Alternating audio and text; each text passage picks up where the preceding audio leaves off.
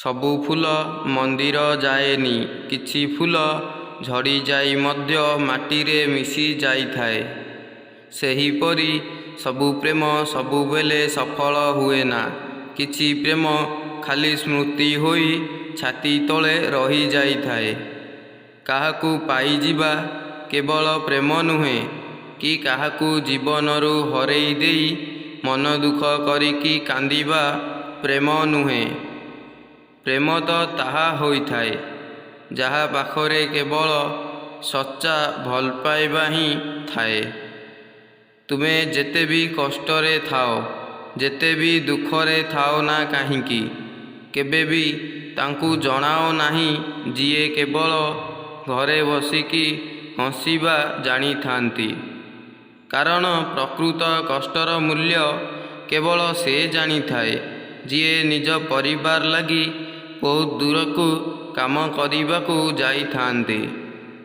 ଜୀବନରେ ତୁମେ ଏମିତି କାମ କର ଯେମିତିକି ତମେ ମରିଗଲା ପରେ ବି ସାରା ଦୁନିଆ ତମକୁ ମନେ ପକାଇବାକୁ ଲାଗିବେ। ହୃଦୟକୁ ବିରାମ ଦେଇ ବିବେକର ସହ ଶୁଣ। ପରିଶ୍ରମର ସବୁ ସୀମା ଟପିଯାଅ। ଯେମିତି ତମକୁ ଗୋଲାମ କରିବାକୁ ଇଚ୍ଛା କରୁଥିବା ଲୋକ ଦିନେ ତମକୁ ସେ ନିଜେ ଗୋଲାମୀ କରିବାକୁ ଲାଗିବେ। ସବୁ ସୁଯୋଗର ଫାଇଦା ଉଠାଅ, କିନ୍ତୁ କେବେ କାହାର ଭଲପାଇବା କି ବିଶ୍ୱାସର ନୁହେଁ।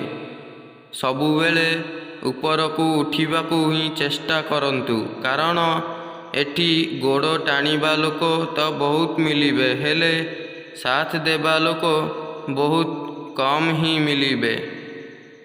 ଆମକୁ ଭଲ ପାଇ କି ଖରାପ ଜୀବନ ମିଳିନଥାଏ, ଆମକୁ ତ କେବଳ ଜୀବନ ମିଳିଥାଏ।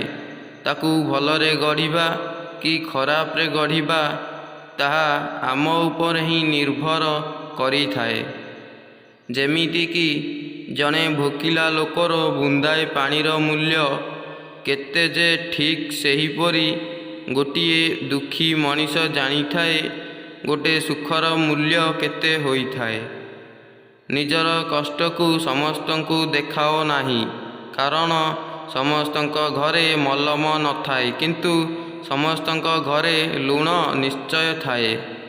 ଜୀବନରେ ତାଙ୍କୁ କେବେ ଭୁଲିଯାଅ ନାହିଁ, ଯିଏ ତମକୁ ପ୍ରତ୍ୟେକ ମୁହୂର୍ତ୍ତରେ ମନେ ପକାଏ ଏବଂ ନିଜଠାରୁ ବି ଅଧିକ ତମକୁ ଭଲ ପାଇଥାଏ।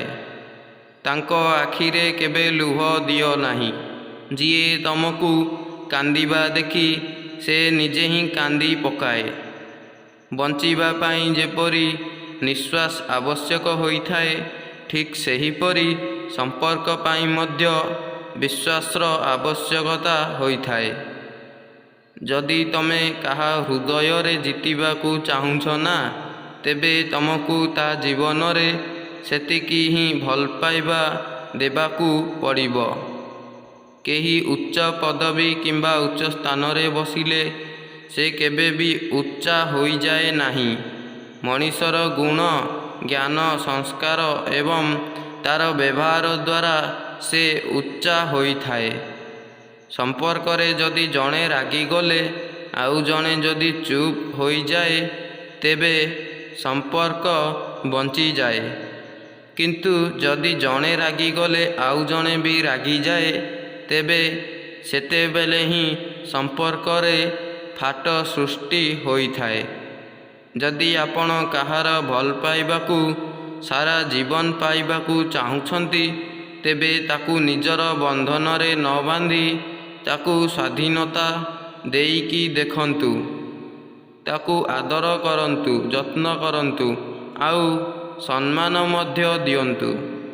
ଯଦି ତାଙ୍କ ମନରେ ବି ଆପଣଙ୍କ ପାଇଁ ସମାନ ଭାବନା ଥିବ ନା, ବିଶ୍ୱାସ କରନ୍ତୁ ସେ ଆପଣଙ୍କୁ କେବେ ବି ଛାଡ଼ିକି ଯିବନି, ବରଂ ସେ ଆପଣଙ୍କୁ ସାରା ଜୀବନ ଭଲ ପାଇବ।